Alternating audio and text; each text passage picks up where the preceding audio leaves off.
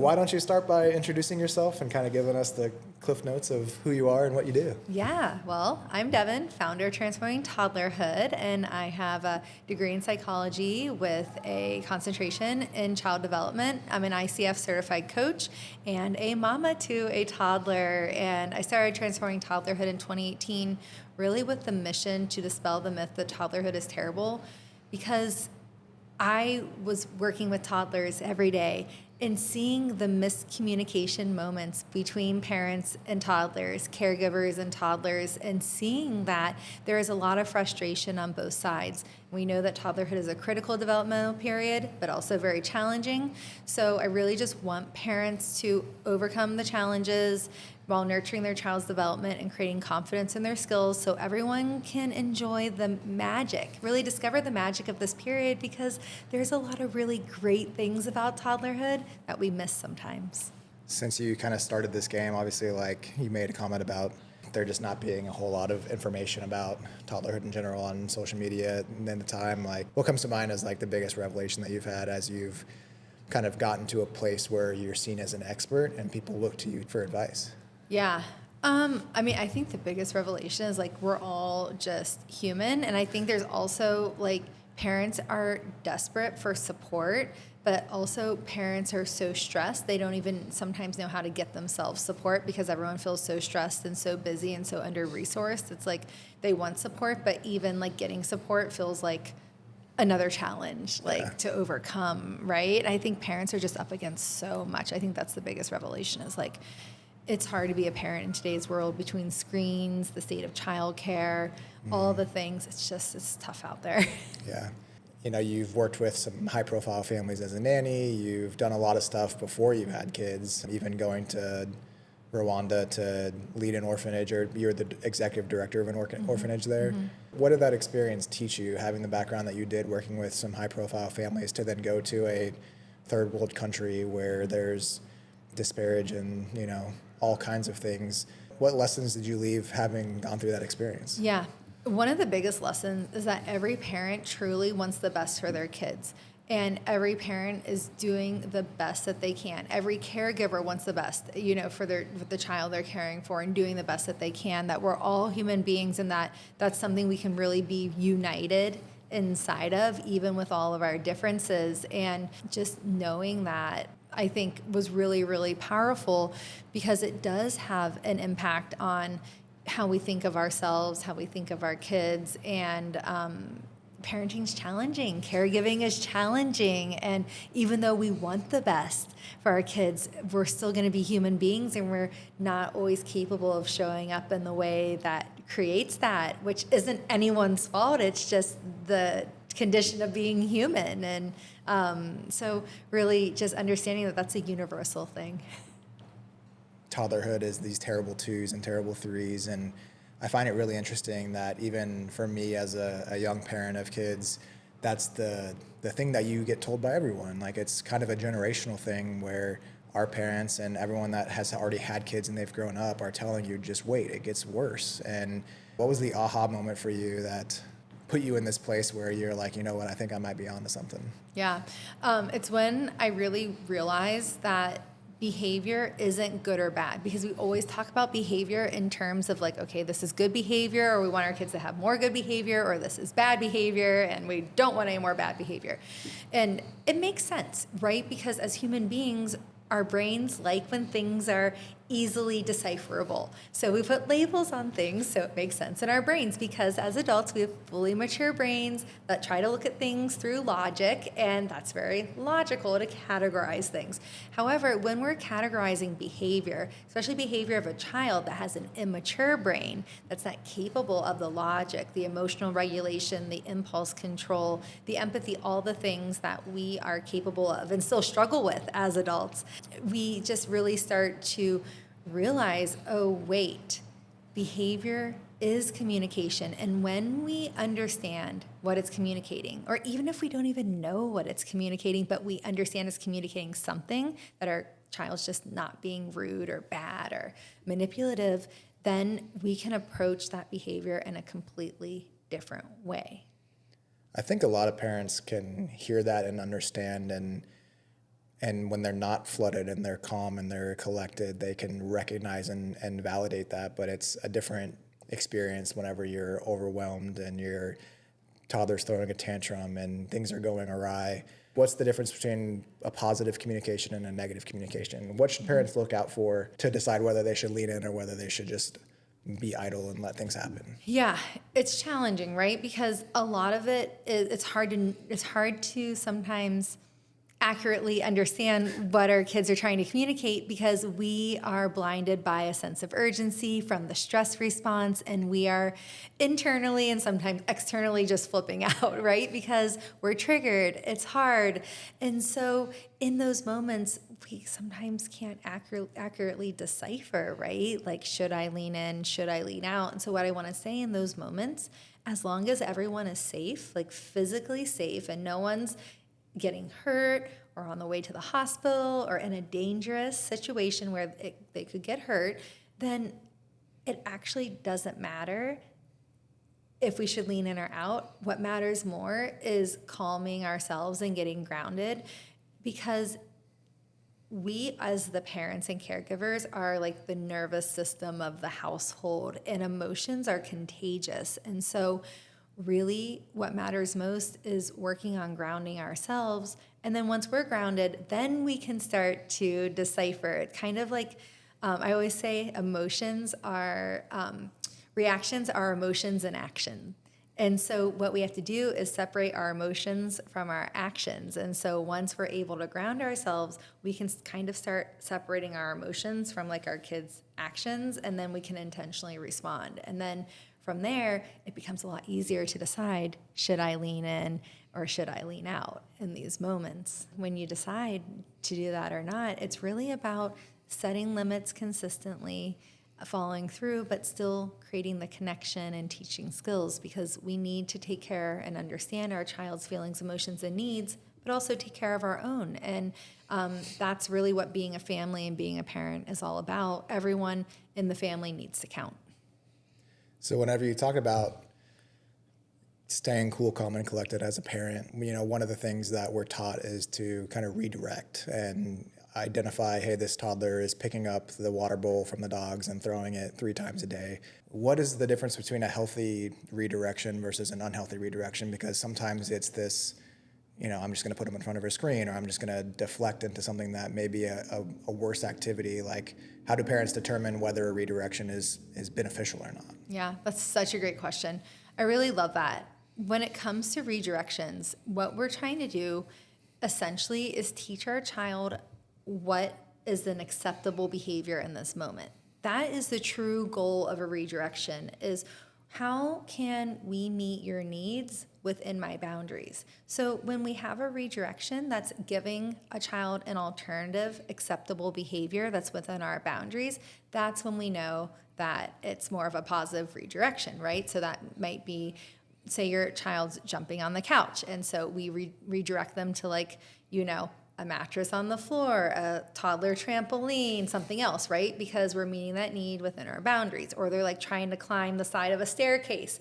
When we redirect them to a pickler triangle, or, something outside that they can climb. And so that is giving them an acceptable behavior that's within our boundaries. However, when our child is having a behavior that we don't find acceptable, it's not within our boundaries, and we distract them with food or a screen or something else, that isn't showing them something positive that they can do instead that's within our boundaries. It's kind of just appeasing them.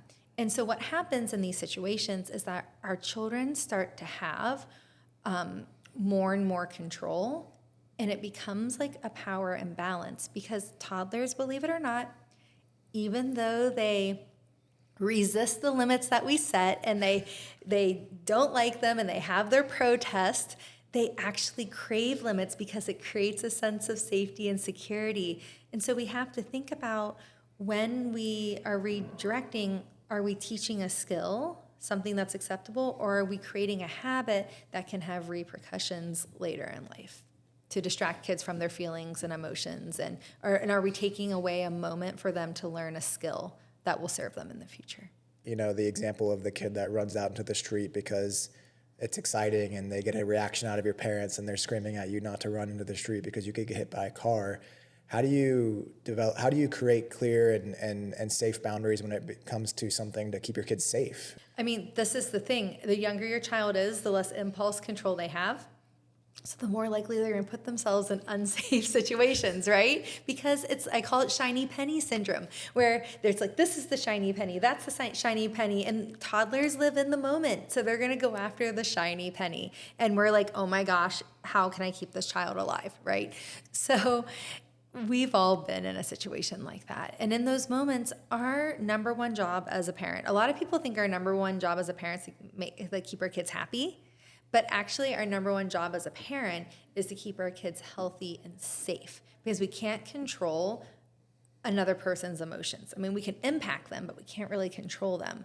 But when it comes to health and safety, that really is our job for our kids. So we have to do whatever it takes to keep them safe. And sometimes that means raising our voice. Sometimes that means crossing a body boundary, right? Because we have to physically stop them, or we have to yell, "Stop!" Or freeze or something like this, because we're panicking, we're running after them, And so it's hard to be a parent, and it's hard to keep our kids safe. And sometimes we are going to have a big reaction because our brain's telling ourselves this is an unsafe situation. So in those moments, just know that you got to do what it takes to keep your child safe. But then you can always talk about it later, because when you grab your child that's about to go on the road, they're not really learning anything there. You kept them safe, but they're not really learning what to do next time. And that's not really the moment to teach them. That's the moment to set the limit. But when your child is more regulated and it's a calm moment, that's the time to go back and say, hey, earlier today, you ran into the street. Even if they're 15 months, you can still do this. They're not going to understand every word, but they're going to get the idea of it. And it's my job to keep you safe. So I grabbed you and brought you back. The road is not safe. That is unsafe. You have to stay with mama. You have to stay with papa. And so talking about these things in the calm moments is what helps your child build the skills and the knowledge, because toddlers aren't doing this to be bad. They have very little life experience. They have very little impulse control. And, well, that's what happens when those two things come head to head. Whenever people reach out to you and they're asking for help, what do you see as the most common things that people are struggling with today? Usually it centers around limits. So either feeling frustrated that their child's not listening the first time or the second time, and then not having any skills to create that connection, to create influence, to create cooperation, just trying to go about it from a place of control, but that backfires in a lot of situations. And then I think the other thing is like wanting to set limits because they see their child having a lot of out of control behavior, but they're either afraid to set limits because their child has a big reaction, or they set the limits, their child has a big reaction, then they backtrack on it because it feels too hard to follow through on the limits. So I would say most of the challenges stem from either like being too rigid and too strict with limits, or being not engaging with limits enough. What are the biggest pitfalls that parents run into with screen time? Yeah. I have a whole chapter about this in my book, and it's probably one of the longer chapters because there's a lot to say about it. There's a lot of data, a lot of research. There's a lot to say. My overarching goal or thought is to help parents create healthy screen time habits, because we now live in a world where screens are everywhere, and that's what parents are up against. You're literally up against, I was at a Chinese restaurant in our neighborhood with my son on a Friday night. There's like a bunch of TVs on, and one has like a kung fu movie on that's like, really, I didn't feel it was appropriate for a 2-year-old to be watching. And I'm like, but then he's like, a moth glued to the screen, like, what's this? And I'm like, oh my goodness. Like, so we're just up against screens at every turn. And a lot of parents are lacking support. They're feeling burnout. And sometimes giving their child a screen is a way to get a break. And so knowing all of this, we have to understand that screens also have impact on children, and each individual child is going to react differently. And sometimes your child's reaction to screen time isn't like we watched a screen and now here's the reaction. Screen time, the impacts of screen time can be cumulative over time. And so you might not know that it's having an impact on your child, but then a couple of months later, you're like, wow, why are we having so many tantrums? Why are things just so hard right now? And I've had clients who have just decided, we're going to do a reset. We're going to get rid of screens for a whole month, no matter what, and see what happens. And I've had clients come back to me and say, oh my gosh, Devon, this is the child I always knew I had somewhere in there, but I never got to see him or spend time with him. And now, like, he's here because we just basically detox from screens. And so it's hard because they're just at every corner, every turn, they're convenient. And there's also a big impact. So it's about how do we create healthy habits, and that might look different for every family. What would you say to parents on how they can develop the skill of deciphering between useful information and useless information? Because as much as screen time is an issue, I think there's also an opportunity for parents to understand what they should listen to and shouldn't listen to when it comes to their own social media and their own digestion of content. How do you determine what to listen to and what not to listen to, specifically when it comes to the parenting stuff that we get bombarded with? That is such a good question. It's more so, is this developmentally appropriate information? Because that's the lens that I want parents to filter information through. Understanding your child's development. So what it takes is educating yourself about child development at this age. Reading books like my new book and reading the section, The Toddler Explained. There's several chapters in that section that really go over child development, what to expect, what's typical at this age. Reading books like The Whole Brain Child by Dr. Tina Payne Bryson, and Dr. Dan Siegel. Dr. Tina Payne Bryson wrote the foreword for my book, and like reading this book and understanding what have we learned in the last 15 to 20 years about brain development and brain science in children. And once you get a little bit of a foundation of that, then you'll be able to start asking yourself and filtering information through, is this developmentally appropriate or not? But it's really tough. And this is something else that very big challenge parents are up against because they're just bombarded with so much. I mean, I am too. I'm on the internet all day long, and I'm seeing it all day long.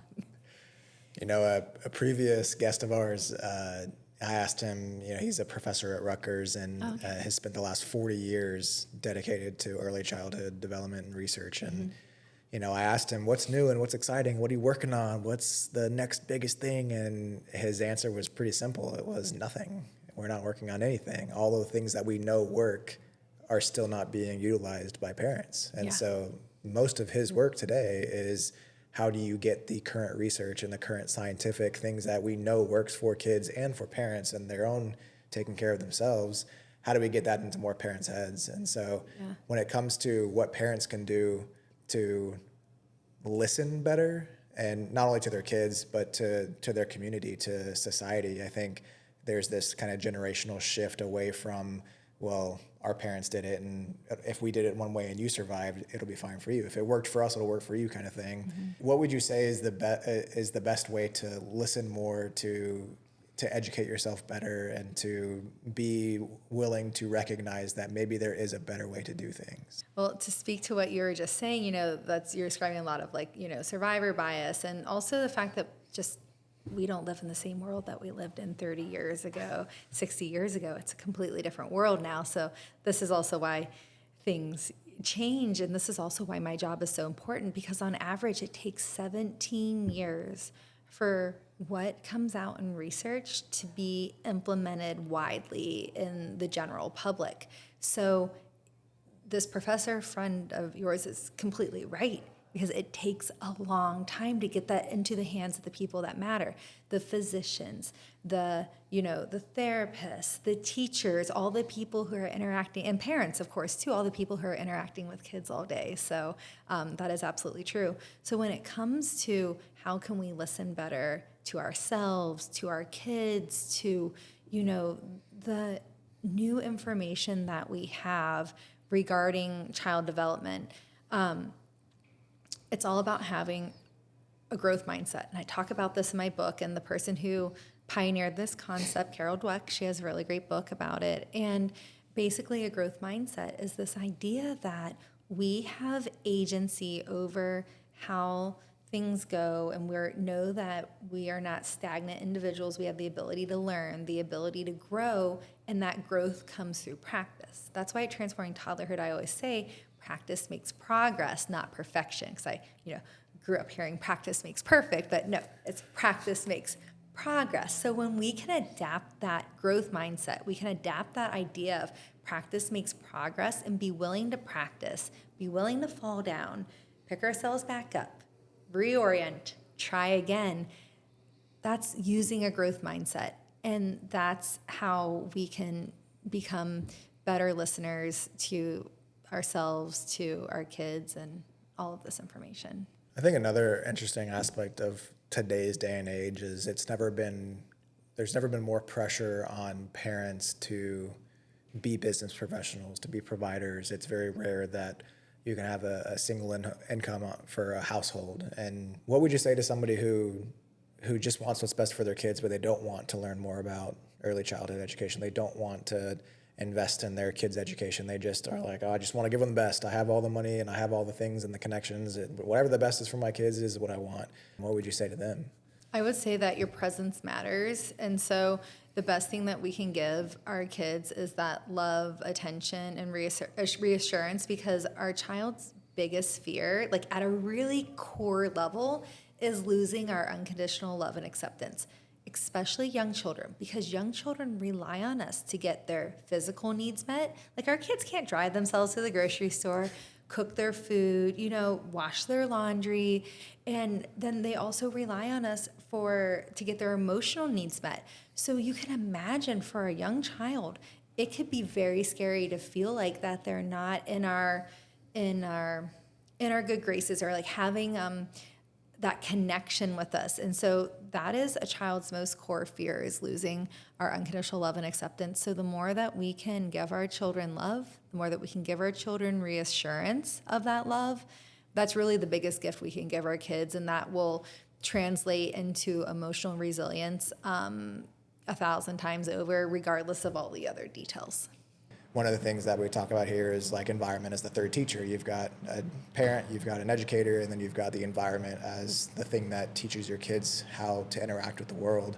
What power does you investing in your kids and your own health have with an environment of other kids in the same community? Yeah, I think like the community that's created here, it's like not only raising kids, but it's also raising parents, because as you're talking about how it's increasingly hard for parents to live off of one income, and the state of childcare in general these days, and I'm a working mom as well, right? And so there's a lot of challenges there. And so I think that whenever you can have a community that lifts up parents and lifts up kids, where everyone can work together, that creates just such a firm foundation for families. And that is what can allow parents to both work and have those jobs. And, because there is that community there, and thinking about doing all of that on your own,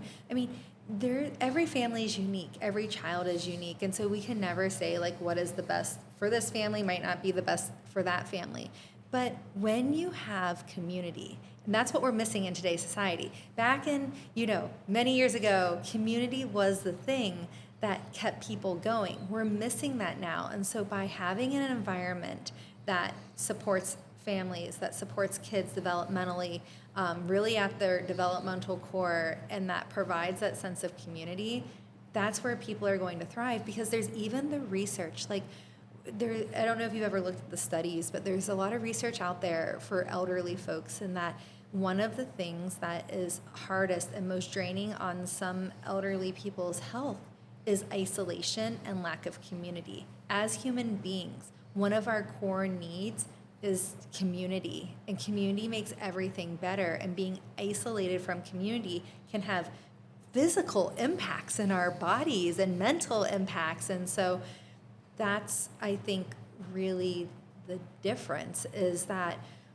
when we have like something to lean into as a family that's beyond us, that's there to catch us and support us, that's where the magic happens.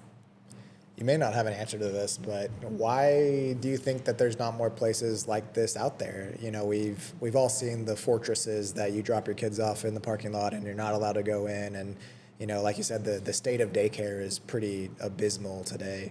but it's been that way for a while. Like, why hasn't that changed? One big reason is because of what we were talking about before. It takes a long time for information to trickle down. But then even once the information trickles down, now we might have this information, but what do we do with it? Because then we have to change the model, right? And then changing the model requires innovation, it requires investment, it requires a lot of things. And sometimes it's easier to keep the status quo going versus to invent and innovate. And so all of those things put together, I think is why this is, can feel like a foreign concept to some, but is also the way of the future and what families truly need. So you have a 3-year-old, and you've been in this game for, what'd you say, 15 years? Since 2018, so specifically Transforming Toddlerhood, so what is that, 7? But you've been doing more with kids for, my gosh. well before that, right? Yes, I mean, we're 20 years. I'm 42, so we're talking 20 years now. 20 years, yeah. So Yes. for 17 years, you did that without having kids. Mm-hmm. I'm curious, in the last 3 years, what's something that comes to mind to you that you've changed your mind on now that you've become a parent? I mean, sometimes I've questioned why I own a business and being a working mom, because it's so hard, and having the right support, and you think you have the right support put together, and then there's a curveball and something crumbles, and it's like, oh my gosh, I gotta build this back up again, right? And so sometimes it can feel like just putting out a lot of fires just to get the support that you need to be able to function in your work life and your home life. But that being said, it really boils down to empathy. Having a lot more empathy for kids, because having my own child opened up a whole new level of love and appreciation that I hadn't experienced before. Of course, I love kids, and I've loved so many kids that I've worked with, but when it's your own child, just is a whole new level. And I think that allowed me to access another level of empathy for my little one, knowing so much about brain development, just really seeing it unfold, oh man, he's really struggling here. He can't handle this, right? Because I had a lot of years to work through all of my stuff and my baggage. And so now I'm really at that place where I can just see this unfolding. I'm yep, this is exactly what's happening. I can look at it a lot more neutrally. I don't get so triggered by my kid these days. I mean, it's hard for me to listen to him cry. That's the hardest thing for me. But I don't get super triggered by his behavior. Maybe it's happened 5 times in 3 years, so it's not super often. Probably get more triggered by my husband more so than my child, because that's a whole nother podcast, and how your marriage changes and how your relationship changes once you bring kids into the mix and you realize, oh, we're 2 separate individuals with 2 separate upbringings, and now we have to meld together and work together to bring up this child. And I think the other thing is empathy for parents, right? Because being a parent and seeing how hard it is to hear my child cry, being a parent and just feeling like I have too many things from too many directions, and having a child that had severe eczema and some health issues that I was trying to resolve that just felt so stressful, and I was banging my head against the wall sometimes. So I think I just have so much more empathy for everyone involved. It is hard to be a toddler. It is hard to be a parent. We're all human beings, and we're going to mess it up. We're going to trip. We're going to stumble. There's going to be highs. There's going to be lows. And I just want parents to know that's normal. That's actually how life is, and it doesn't mean anyone's doing anything bad or wrong. It means you're on track, because that's what life looks like. Now that you're a parent, what's you've got a lot. That's a pretty thick book you've got. You've got a lot of chapters in there, and It's amazing. Even looking at your website and seeing all the courses that you offer, seeing all the guides that you give out for free. There's so much intentionality behind the thought process and the steps. Of all the chapters in your book, which one has been the most challenging for you to experience as a parent? Yes, I would say. No one's asked me this question yet, so I'm this is so great. I would think overall the crying chapter, because when my son was born, he cried at least 5 hours a day. So he had colic, he had silent reflux, he had eczema, he had a lot of challenges out the gate, and so I feel like in the first 6 to 8 months of life, because he also had severe sound sensitivity as well. So we heard so much crying. I think it was enough crying for a lifetime. And even if that hadn't happened, it's hard for parents to hear crying. It's hard for us to hear crying because of how we were brought up and the stories that we learned about crying, what our parents made crying mean about us or about themselves, things like that. We've internalized that. And then it just pulls on the heartstrings. And some days you're like, it's just too much. It's like too much noise. And you're just like, can things just be smooth sailing for a moment? So I would say the hardest part for me is crying. I remember going to Target the other day. We had left Barnes & Noble. We had to go to Target for something. My son was like having a huge meltdown about a toy, something like this. And I just remember there was a part of me that wanted the crying to stop. And part of me just wanted to say, well, when we get to Target, we'll get you a Hot Wheel, or I think it was like over a Lightning McQueen something or other. And I had to keep talking myself off the ledge silently as I'm driving down the road and my toddler is screaming in the back. I'm like, Devon, it's okay. Because see, I think the thing is that we've been conditioned that there's good emotions and bad emotions. And so it's hard for us to be with the quote unquote bad ones, which really is just the full spectrum of emotion of what makes us human. But we've been told that, some are bad and we want to push them away. So a lot of parenting is honestly just taking deep breaths and breathing through the discomfort of having to hold space for things that feel uncomfortable for us. Because it was just really uncomfortable for me to hear him having this tantrum in the back, but he wasn't doing anything bad or wrong, and I'm not bad or wrong either. So it's really just how can we get comfortable with the discomfort, and that's a big lesson that I've personally been learning with my intolerance for listening to my kid cry.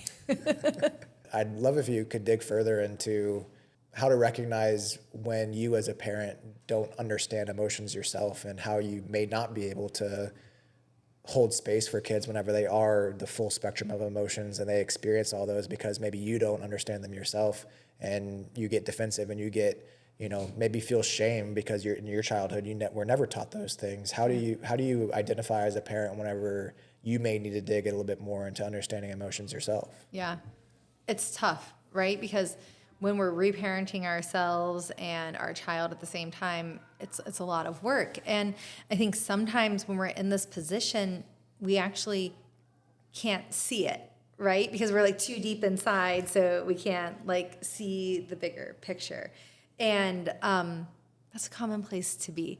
So in these moments, and just overarchingly, it requires us, this is radical, to slow down.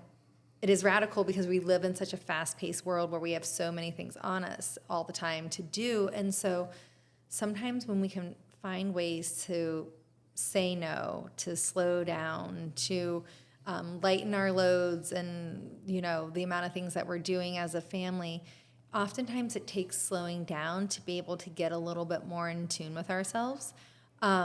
Also, meditation, yoga, breath work, starting to practice anything like this will pretty quickly kind of illuminate where our discomforts are, where our blocks are, things like that.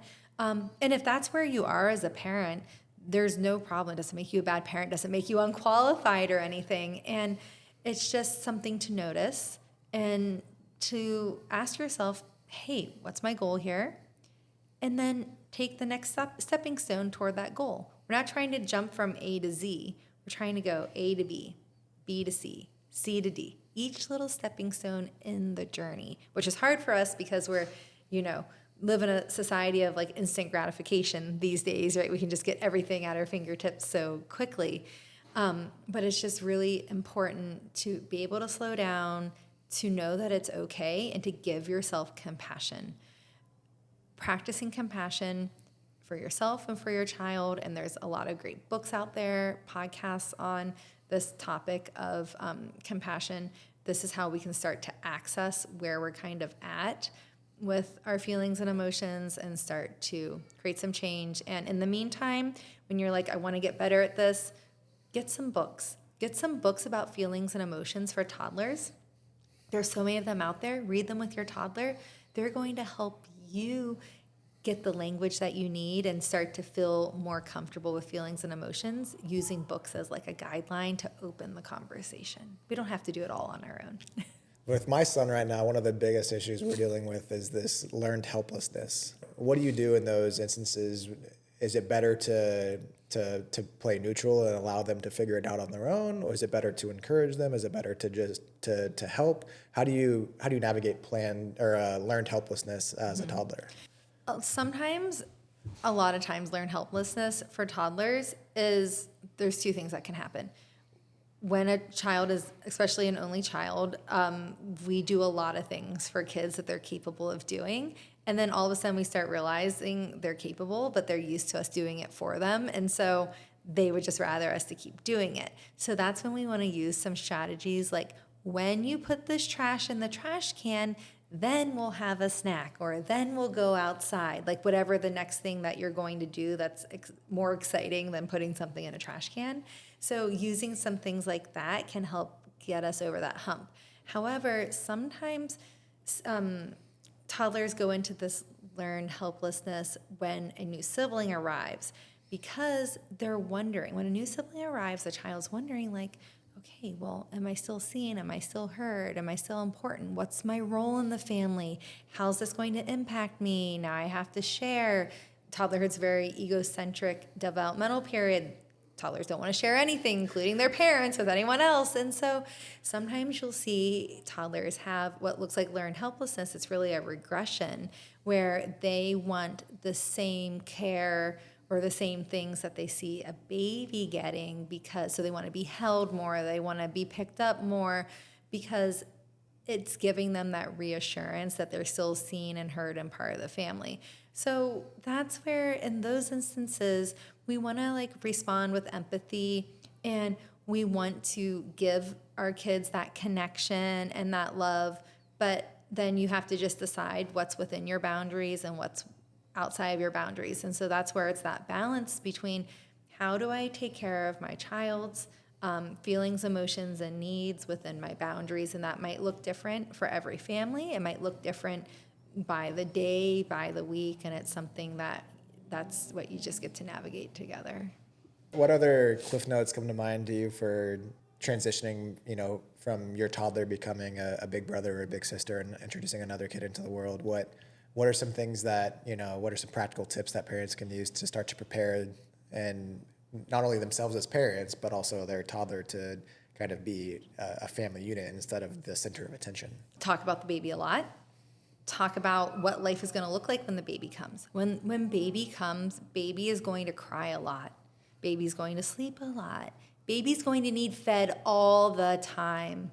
What are we going to do? What are you going to do when baby's getting fed? How about you like make a basket. Here's like your toys. You can sit here with us.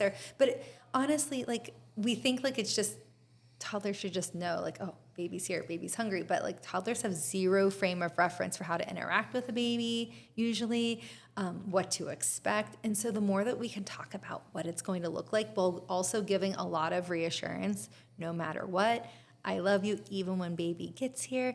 I love you no matter what. You'll always be my, my baby too. Whatever you want to say, but you want to do things like that. And then once baby comes, you really want to not use the baby as an excuse for why you can't do things with your toddler. So don't blame the baby. Don't be like, I can't play with you because I'm feeding the baby. What you want to say is, oh, I'd love to play with you. When I'm done feeding the baby, I'm coming to play with you. You're saying the same thing, but it lands completely differently. One's a no and one's a yes with boundaries on it. Do you have any success stories that come to mind with the parents that you've worked with that you like sharing, or you think would have an impactful message to send other parents? I had a client whose son was watching Bluey, and it was time to turn it off. And we'd been working together for a little while. We've been talking about these things, and so he didn't want to turn it off. And she said, so she paused it, because it'll just like roll in right into the next show. And so she paused it, and she said, you can turn it off or I can turn it off. And she said, and he's like, I don't want to turn it off. So then she paused and she's like, okay, wait a minute, let me back up. get out of the limit part and let's get into the connection piece. You love watching Bluey so much. It's your favorite. You wish you could watch Bluey all day and you don't want to turn it off. And then she paused for like 2 minutes. And her son was like still crying, but like not as hard. And then she said, I know it is really hard. You don't want to turn it off. You love it so much. You wish you could just watch it all day. And then like another couple of minutes went by, and then all of a sudden her son said, yeah, I really love it. And he walked away and like was just done and over it. And it's like when he realized that there wasn't going to be yelling, there wasn't going to be theatrics, and he felt seen and heard, he was just like, all right. And I have another client who had a new sibling, and the 3-year-old really wanted mommy to put him to bed, and she couldn't. And he was really upset about it. And she was feeding the baby, and she just looked at him and said, it is so hard having a baby sister, isn't it? She just cries all the time. We're always feeding her, and she can't even play with you yet. And you're just, she can't even play. She's just laying there. It's really hard to have a new sister. And then her toddler just paused and was like,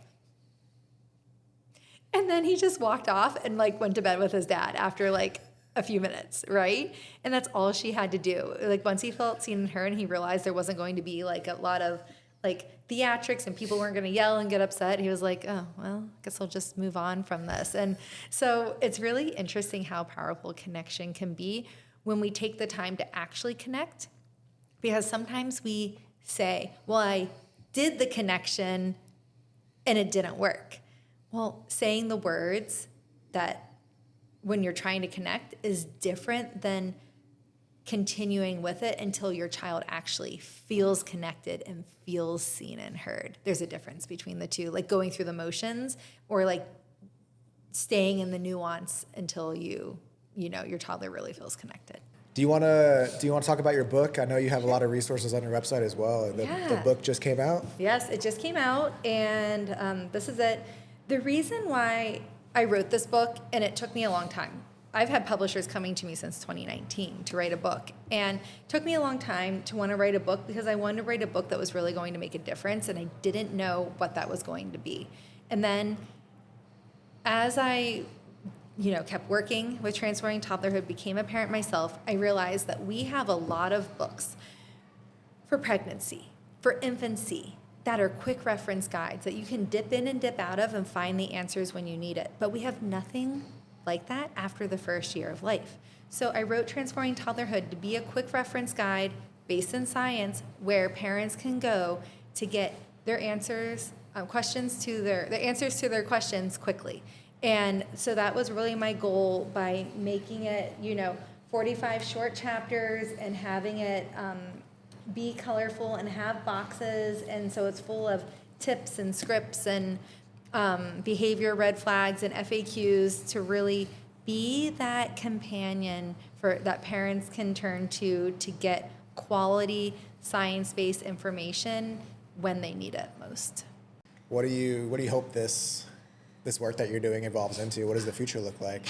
Yeah, I would say for myself, I just want parents to feel confident in their parenting and be excited to spend time with their children. And so I'm going to keep on this crusade as long as people want to listen to me to help them understand why toddlerhood is a critical developmental period and to support parents and really feeling more confident in what they're doing during this time and experiencing more of the joy, because toddlerhood is full of so many firsts, so many beautiful moments that can get drowned out by the challenges. And I want parents to be able to really have those moments of joy, because if we don't have those moments of joy and that fun, then why are we doing this? So that's amazing. Where can people learn more about you? What's your website? I know you're on Instagram. You've got 1 million followers. Yeah, so come visit me on Instagram at Transforming Toddlerhood or my website at transformingtoddlerhood.com. And you can really find my book wherever books are sold or on Amazon, or go to transformingtoddlerhood.com/book to find retailers worldwide.